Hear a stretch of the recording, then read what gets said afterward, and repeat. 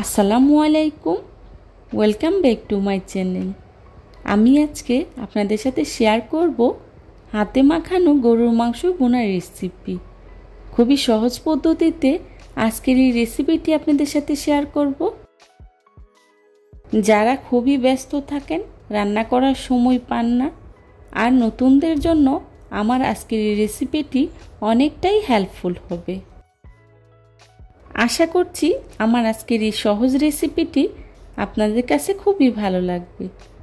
যদি ভালো লাগে তাহলে অবশ্যই একটি লাইক দিয়ে পুরো ভিডিওটি কন্টিনিউ করবেন প্লিজ। গরুর মাংস রান্না করার জন্যে এখানে আমি নিয়েছি 1.5 কেজি গরুর মাংস। হাড় সহ মাংসটা আমি নিয়েছি। মাংসগুলোকে আমি খুব ভালো করে কেটে ধুয়ে পরিষ্কার করে নিয়েছি। এখন এর মধ্যে দিয়ে দিচ্ছি পেঁয়াজ কুচি 1 কাপ, আর দিয়ে দিচ্ছি পেঁয়াজ রসুন বাটা 1/2 কাপ, দিয়ে দিচ্ছি আদা বাটা 3 টেবিল চামচ, আর দিয়ে দিচ্ছি লাল মরিচের গুঁড়া 3 টেবিল চামচ। মরিচের গুঁড়াটা আপনারা যে যতটুকু ঝাল খাবেন সেই পরিমাণে ইউজ করবেন। দিয়ে দিচ্ছি হলুদের গুঁড়া 1 চা চামচ, জিরা গুঁড়া 1.5 চা চামচ, আর দিয়ে দিচ্ছি লবণ 1 টেবিল চামচ। দিয়ে দিচ্ছি তেজপাতা, এলাচ, দারচিনি, লবঙ্গ, গোলমরিচ কয়েকটি, আর দিয়ে দিচ্ছি রান্না করার রেগুলার তেল 1 কাপ। আপনারা চাইলে সরিষার তেলটাও ইউজ করতে পারেন।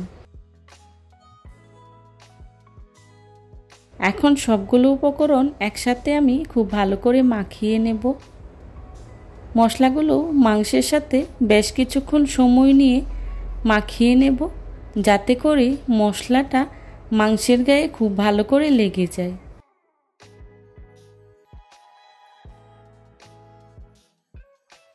মাখানো হয়ে গিয়েছে। এবার ঢাকনা দিয়ে ঢেকে মাংসগুলোকে আমি খুব ভালো করে কষিয়ে নেব। মাংসগুলো খুব ভালো করে কষানো হলে তরকারিটা খেতে খুবই ভালো লাগবে। এখানে আমি কোনো প্রকার পানি ব্যবহার করিনি। মাংস থেকে যে পানিটা উঠবে সেটা দিয়েই মাংসটাকে আমি খুব ভালো করে কষিয়ে নেব। মাঝখানে আমি কয়েকবার নেড়ে চেড়ে দিচ্ছি। অফ ক্যামেরায় আমি আরও কয়েকবার নেড়ে ছেড়ে দিয়েছি, যাতে করে নিচে লেগে না যায়। আমার মাংসটা প্রায় সিদ্ধ হয়ে গিয়েছে। দেখুন উপরে তেলটা ভেসে উঠেছে। এখন এর মধ্যে দিয়ে দিচ্ছি পানি পরিমাণ মতো। পানিটা আপনারা যে যতটুকু ঝোল রাখবেন সেই পরিমাণেই দিবেন। আমি খুব একটা ঝোল রাখবো না, সেই জন্যে পানির পরিমাণটা কমিয়ে দিয়েছি। আপনারাও চাইলে কমিয়ে বাড়িয়ে দিতে পারেন।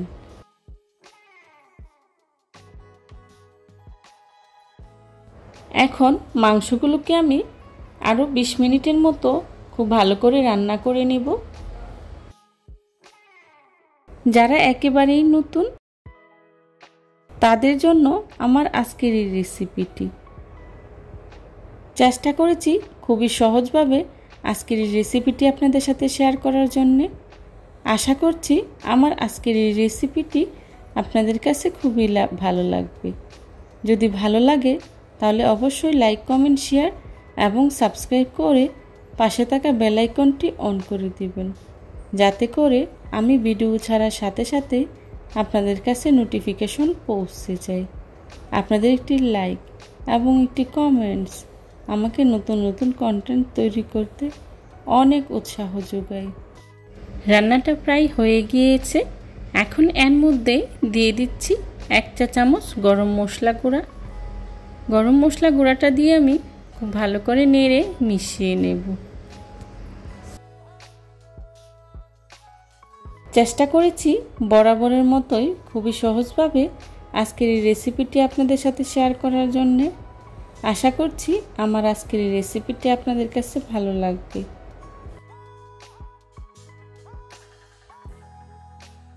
এখন চুলা থেকে নামিয়ে পরিবেশন করব। চেষ্টা করেছি খুবই সহজভাবে আজকের এই রেসিপিটি আপনাদের সাথে শেয়ার করার জন্যে। আশা করছি আমার আজকের এই রেসিপিটি আপনাদের কাছে ভালো লাগবে। ভালো লাগলে বাসায় একবার হলেও ট্রাই করে দেখবেন, আর কেমন হয়েছে আমাকে কমেন্টস করে জানাবেন। রেসিপি ভালো লাগলে ফ্রেন্ডস অ্যান্ড ফ্যামিলির সাথে শেয়ার করবেন। দেখুন কত সুন্দর একটা কালার এসেছে, দেখতে যেমন সুন্দর হয়েছে, খেতেও কিন্তু খুবই ভালো হয়েছিল।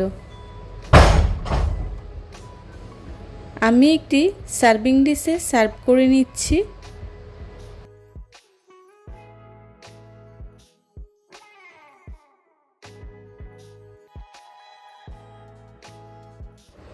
যারা আজকে প্রথম আমার ভিডিওটি দেখছেন, অবশ্যই আমার চ্যানেলটি সাবস্ক্রাইব করে আমার পাশে থাকবেন প্লিজ। আর আমার পুরান বন্ধুদেরকে জানাই অসংখ্য ধন্যবাদ।